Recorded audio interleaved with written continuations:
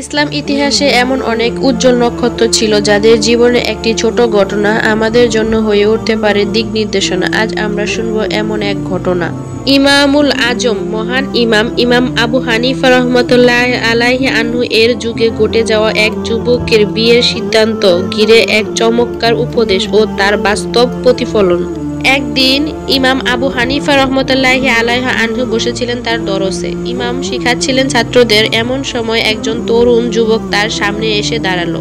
চেহারায় চিন্তার ছাপ, মুখে দ্বিধা। যুবক হালকা কণ্ঠে বলল, হে ইমাম, আমি আপনার কাছে একটি গুরুত্বপূর্ণ বিষয়ে পরামর্শ নিতে এসেছি। ইমাম আবু হানিফা রাদিয়াল্লাহু তাআলা আনহু বলল, বলো ভাই, কি সমস্যা তোমার? যুবক বলল, আমি একটা মেয়েকে ভালোবাসি, তাকে বিয়ে করতে চাই, কিন্তু আমার মা তার সাথে বিয়ে দিতে রাজি না। তিনি চান আমি আমার চাচাতো বোনকে বিয়ে করি।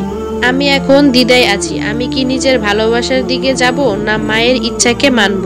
ইমাম আবু হানিফা রহমতুল্লাহ আলাইহি তখন কিছুক্ষণ চুপ থাকলেন, চিন্তা করলেন গভীরভাবে। তারপর তিনি জিজ্ঞাসা করলেন, তোমার মা যে মেয়েটিকে পছন্দ করেছেন সে কি দিনদার ও চরিত্রবান? যুবক বলল, জি, তিনি খুবই ভালো মেয়ে, পরিবারও ভালো। ইমাম হালকা হাসলেন, তারপর বললেন, দেখো, তুমি এমন কাউকে বিয়ে করতে চাও যাকে তুমি ভালোবাসো, এতে তোমার হৃদয়ে সুখ আছে। কিন্তু তোমার মা চায় তুমি এমন কাউকে বিয়ে করো যাকে তিনি ভালোবাসেন, এতে তার হৃদয়ের প্রশান্তি আছে।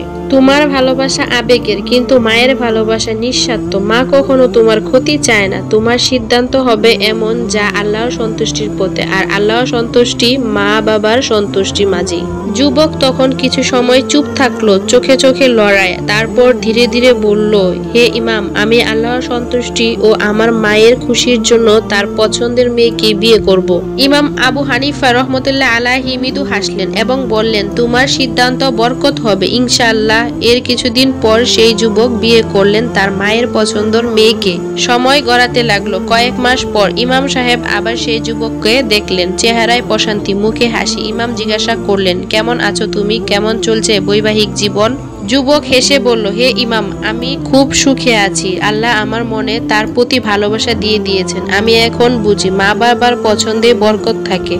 আমি খুশি, কারণ আমি আল্লাহ ও আমার মায়ের সন্তুষ্টি অর্জন করতে পেরেছি। এই ঘটনার মাঝে আমাদের জন্য রয়েছে এক গুরুত্বপূর্ণ শিক্ষা। আবেগ নয়, সিদ্ধান্ত হতে হবে হিকমত, জ্ঞান ও পরামর্শের। মা বাবার কথা রাখতে গেলে কখনো ক্ষতি হয় না। আল্লাহ বলেন, তোমার পালনকর্তা আদেশ করেছেন যে তাকে ছাড়া আর কাউকে উপাসনা করো না এবং পিতামাতার সঙ্গে সৎ ব্যবহার করো।